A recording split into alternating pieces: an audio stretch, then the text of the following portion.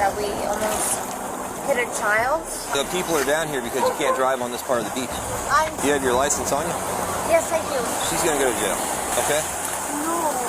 All right, so you can go with her. He's got firearms. He's got like a Uzi in his backpack. That one's loaded. That one's loaded.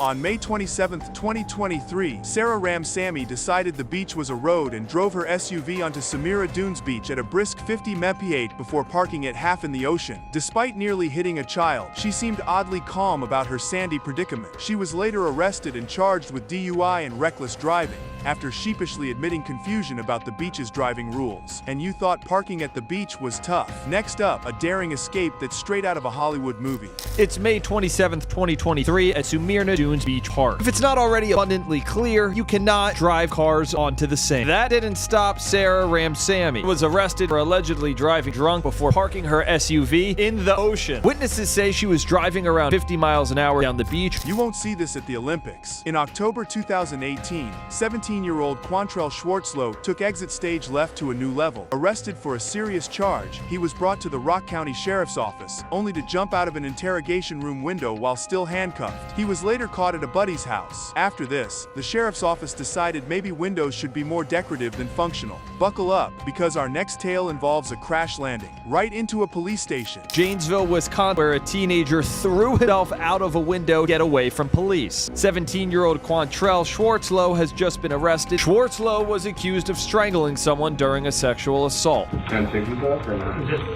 After the deputy leaves Schwartzlow in the interrogation room, he decides to jump out of the window. Next on our hit parade, John Hargraves takes a detour into madness. On September 20th, 2023, he drove his car not just into any building, but straight into the Independence, New Jersey police station. Blaming a hypnotic spell from a woman last year, he surrendered while rocking out to Welcome to the Jungle by Guns N' Roses. Charged with a slew of offenses, Hargraves made quite the entrance. If you thought that was bonkers, wait until you see what goes down at the courthouse. Independence, New Jersey, where a suspect had a very interesting story to tell all after crashing into the police station. John Hargraves was caught on camera driving his vehicle into police headquarters. The officers approach him. Hargraves puts his hands in the air, blasting the song Welcome to the Jungle. That's not the only building hit on September 20th, 2020. Could this get any weirder? Watch this. On August 9th, 2023, Lunell Williams and his mother thought it was Bring Your Gun to Court Day. They waltzed into the Cuyahoga County Justice Center with a small arsenal in their bags, which surprisingly made it past initial security checks. They were caught, thankfully, and had some explaining to do. Both racked up some serious charges. Stick around. The next clip features a burglar who thinks he's on American Idol. This time we're at the Cuyahoga County Justice Center. Deputies at the courthouse arrested Lunell Williams and his mother for bringing multiple guns and ammunition inside courthouse. In the surveillance video, you can see Williams put his bag through the x-ray machine. Ever heard a burglar who could carry a tune? Me neither, until now. In Atlanta, a suspect decided to audition for his next gig by singing at the doorstep of a home he was about to rob. The performance was caught on camera, where he glanced at the lens mid-serenade, then broke in through a window, stealing a gun. The crooning crook is still at large. Coming up, a thief makes a furry friend in the most unexpected way, where a burglar showed off his singing skills while breaking into a home.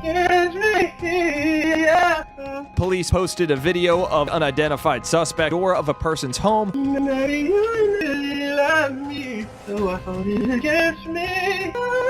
Suspect seems to know he's on camera, looking directly into the lens. At the end of the video, he then knocks on the door. According to police, he forced his way into the person's home through a side window. Get ready for this wild ride. The case kicks off with jaw-dropping evidence of a husband shooting his wife. As the jury watches the harrowing video capturing this tragic event, you can almost hear a pin drop in the courtroom. This evidence is not just pivotal, it sets the entire stage for the dramatic trial proceedings. You'll want to stick around for what's next. Trust me, it's a doozy. It's a man's fate after video of him shooting his wife is played in court. Carrie Birmingham attorneys are here to talk about Texas father's defense strategy and the end result. A 60-year-old man is going to prison after he shot his wife in the head out. Brace yourself, because this part is a real shocker. We dive into the motive behind the tragic shooting. The husband, known as Carrie Birmingham, reacts explosively upon discovering his wife's affair. This revelation is not only crucial, but it paints a vivid picture of the emotional turmoil underpinning the incident. The plot thickens dramatically in the upcoming scene. According to Birmingham's defense team, the couple had arguing after Birmingham reportedly his wife was having an affair. Argument spilled out into the driveway, with Birmingham standing in his bathrobe and cocking a gun. The jury ended up sentencing Birmingham 10 years in prison. So I'm joined right now Birmingham's defense attorneys. You won't believe your eyes here. Describing the scene outside their home, Carrie Birmingham, clad in a bathrobe, confronts his wife in their driveway while menacingly cocking a gun. The air is thick with tension and foreboding, seriously underscoring the gravity of the situation. Hang tight, because the legal strategy unveiled next will blow your mind. Great to have you both here. Thank you so much. The first thing I wanted to ask is how this worked. For Birmingham, plead guilty to murder. And once you make that decision, what happened next? Sure. So the way it works in Texas is that it is a two-tiered jury trial system. Hold on to your popcorn, folks. The legal strategy is meticulously outlined by Mr. Birmingham's defense attorneys. They delve into the intricacies of the Texas legal system's unique two-tier jury trial system and discuss their tactical decision to plead guilty in hopes of snagging a lesser punishment. This strategic move is pivotal for the case's outcome, but just when you think you've seen it all, the evidence presented next is absolutely critical. The unique thing about Texas is that the jury can decide basis of a trial. If you've seen the video, it's obviously very overwhelming evidence. The strategy was to plead guilty directly to the jury, have the jury assess punishment in this case. Here comes the heavyweight evidence. Acknowledging the overwhelming evidence against Mr. Birmingham, his defense admits the video showing the actual shooting is a game changer for the jury's perception and the trial's direction. Buckle up, because the defense's next move with the sudden passion argument is a wild pitch. Crime was committed out of sudden passion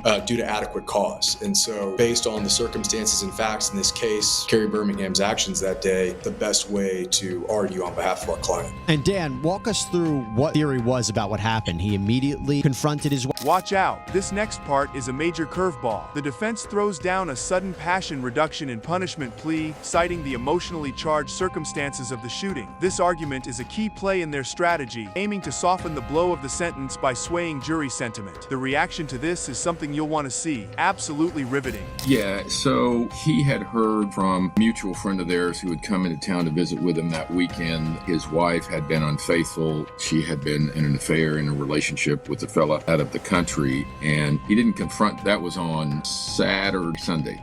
He didn't confront his wife until the following morning. Once she confirmed that she had had this relationship, that's when he, The backstory here will tug at your heartstrings. We get into the nitty-gritty details of what emotionally triggered the incident. The husband finds out about his wife's affair from a friend, which sets off the fuse for the subsequent explosive confrontation and shooting. The timing and build-up to this moment are crucial for grasping the full drama of the situation. Keep your eyes peeled. The jury's verdict up next is a real cliffhanger. All-female jury, which is a rarity in itself. All-female jury come back to their decision, sentence him to 10 years in prison. What was your reaction to that? I thought that was the appropriate result. As Anthony explained, it is the defense at a punishment hearing. The verdict will knock your socks off. The jury decides to convict Mr. Birmingham and sentences him to 10 years, with a chance for parole in 5. This outcome is hugely significant as it showcases the jury's interpretation of the law against the backdrop of the facts laid out. And just when you think it can't get any more intense, the defense's reaction to this verdict is up next, and it's quite the spectacle.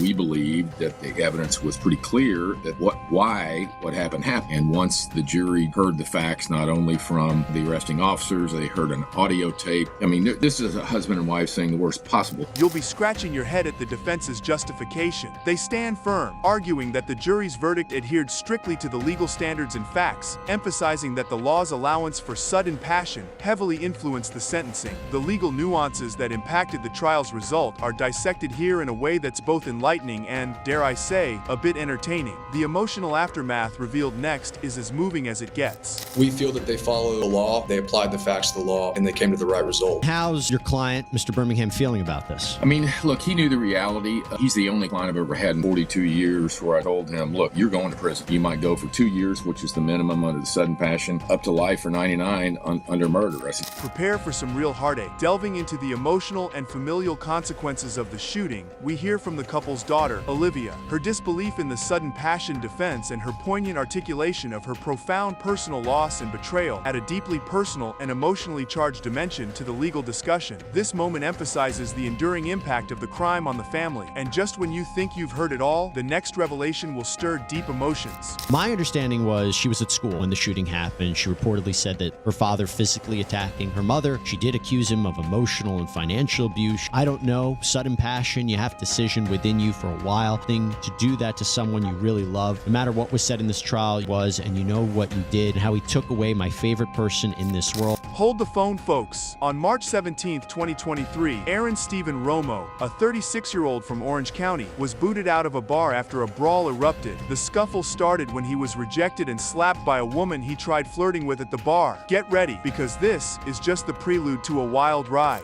March 17th, 2023, Orange County authorities say then Aaron Stephen got kicked out of a bar after a fight that left him injured. He had reportedly been hitting on a woman inside bar who rejected his advances, and then she slapped him. Outside the bar, Romo called his ex-girlfriend. You won't believe this twist. Post-bar drama, Romo, in a state of drunken desperation, dialed up his ex-girlfriend, 24-year-old Meleli Matas, incessantly, even though there was a restraining order against him from a previous violent incident. Despite her reservations, Meleli caved and picked him up, and off they went back to his apartment. Brace yourself, the plot thickens. Now, he wasn't supposed to be doing that. She had a restraining order out against him, attacking her in December of 2022, beating her and throwing her over a patio fence. She eventually agreed to come and pick him up, and the two went back to his apartment, which at one point they both shared. Morelli reportedly did not go willingly into the apartment with Romo. Things escalate quickly from here. A vigilant security guard at the apartment complex spotted Romo forcibly dragging Meleli inside as she protested loudly, declaring her unwillingness to enter. The guard felt compelled to call the cops. However, when the police showed up and got no response at the door, they simply left without further ado. But wait, it gets even more intense. Inside, as she screamed, "I'm not crazy, I'm not going in there." Anaheim police responded to the scene, but left when no one answered the door. It was revealed at trial that Morelli was killed less than an hour after the police left. Her mother got nervous, so she went to Romo's apartment and just when you think it can't get any worse, it does. Less than an hour after the police's departure, a worried mother, unable to reach her daughter, decided to check Romo's apartment. The scene she stumbled upon was nothing short of a nightmare. The door ajar, her daughter Mamwali lifeless in the bathtub, beaten and strangled. And the story doesn't end here. Romo was arrested at the home of his current girlfriend. Police say he allegedly tried to commit suicide. Romo's defense attorney argued that Romo was incapable of killing Morelli because, quote, he simply loved her too much. The jury found Romo guilty of first-degree murder last week. Next up, a desperate attempt at escape. Police later found Romo at his current girlfriend's residence, where he allegedly tried to end his own life. At his trial, his defense absurdly claimed he was too in love with Meleli to harm her, a notion that the jury didn't buy for a second. Stay tuned, because the courtroom drama is about to unfold.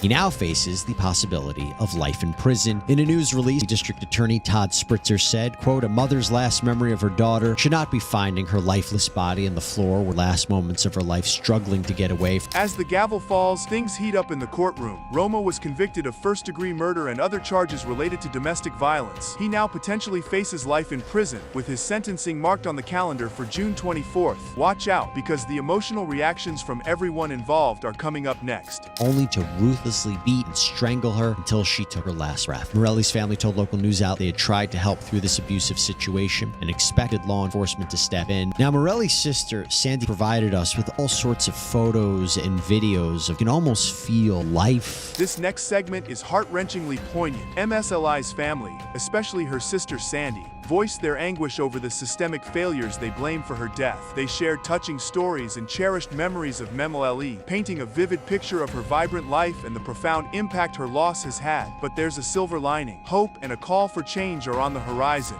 And right now, we are honored to bring in Morelli's sister, Sandy, onto the program. Sandy, first of all, thank you so much for coming on. I am so sorry for your loss and for what you and the family are going through. And with this trial happening, it can't be easy. So just want to say I'm so sorry for everything you and the family are going through. Thank you so much. Thank you. Before we even get into the whole legal case and everything, how are you doing?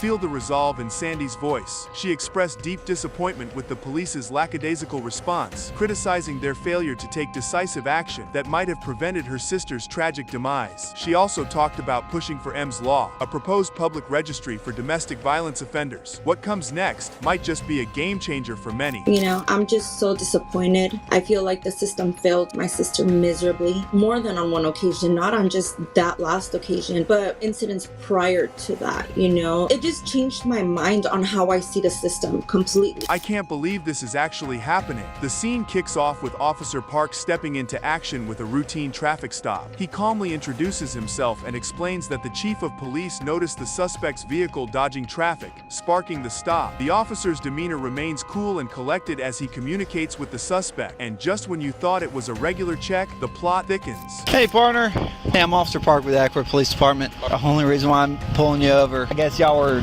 well, that's my chief of police right there. He saw y'all go around traffic. He was trying to figure out who y'all were with or what was going on. He called out on the radio and asked for a marked unit, and that's why I got you pulled over. That's fine.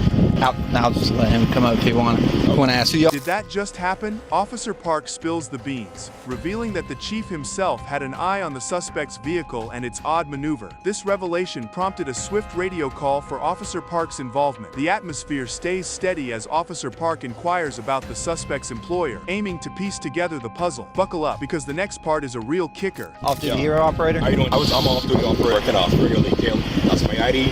That's my badge. Yeah, I just work in the criminal detail. I went to get my car checked out. Car registered to an individual. What are you doing with all these red lights? All this emergency lights. And did I see you use an emergency light? What in the world is unfolding here? The officer throws a curveball, questioning the suspect about the plethora of red and emergency lights plastered over their vehicle. He raises concerns over the legality and appropriateness of these flashy mods, especially questioning if the suspect used these lights to weave through traffic, which highlights potential legal no-nos. Hang tight, because things are about to get even more heated. That's a standstill, so I flashed the lights hoping to see that I was trying to get in the line. This is my company. I'm an off-duty hero operator. This is my company. Okay. Yeah, I do criminal details. Yeah. So you look like me, you're impersonating a police officer. Oh, no, sir, I'm not. You got any ID on you? Yes, sir. We look in the front. I see red lights when you pulled out. Yeah, that's sir. That's when it activated to the back. Things are heating up. As the tension builds, Officer Park grows suspicious that the individual might be masquerading as a police officer. Given the unauthorized use of police-style lights, he demands identification to verify the suspect's claims about their business and the legality of their vehicle's flashy setup. The confrontation is about to escalate. Watch out. Do you have a lighting permit for the vehicle? Yeah, right down the glass. Okay. Thank you, sir. You're welcome. Be right back with you, okay? Yeah, it's got a light permit. I'm just looking at this, sir. Things are ramping up now. A crucial off-camera discussion unfolds with the police chief, who confirms witnessing the suspect activate emergency lights at a particular spot. This crucial chat helps establish the context and legality, or lack thereof, of the suspect's use of emergency lights while cruising around town. The next scene will definitely throw you for a loop. Hey, Chief, what do you say that cross was where you saw him activate the lights on Lake Acworth? What's the name of the subdivision of the area? Lake Acworth Muffler. And he was wanting to turn right, 92, and that strain of traffic there, and he turns off okay. the lights to get out there. Okay, so near Cherokee Street.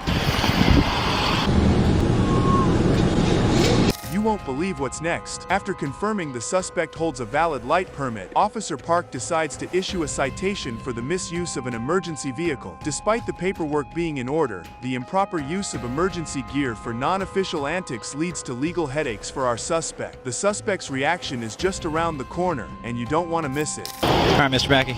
There's your ID back. Thank you. Look, given with all the lighting permit and stuff that I'm seeing, I'm just going to assume everything's that said with what my chief's observation. Use of those are for strictly business purposes. You can't be using it to pull into traffic, okay? So I am going to issue a citation for unlawful operation for emergency vehicle, okay? Can this get any more bizarre? As Officer Park writes up the citation, he lays out the details about the court date and explains the citation process. This bit underscores the administrative and legal follow-through needed when traffic laws get tossed aside. But stick around. The suspect's next move is downright jaw-dropping. Everything I point out to everyone else, auto-generated court date for the 18th of August at 9 a.m. at our court. This phone number right here is to the court services. Takes about 3 to 5 business days for the citation. Okay. Do you have any further? Do I have to attend the court or I just can pay it? Because once you contact that number, they'll tell you all your options if you can just pay it outright. You'll be talking about this one. The suspect pleases the chief for leniency, highlighting the potential devastating impact on his business should legal actions escalate. He underscores his community ties and his past as a law enforcer in the Bahamas, striving to distance himself from any criminal undertones. What unfolds next is utterly astonishing, so keep watching. Yeah. I'm not trying to be no pain in your head. Please, man.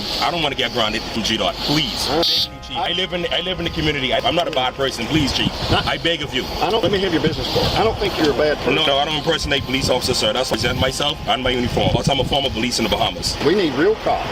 And I don't want to apply for awkward. Yeah, I don't want to apply for awkward. It's hard to find your business card. Just what's okay? Anytime. All right, thank you very much, sir.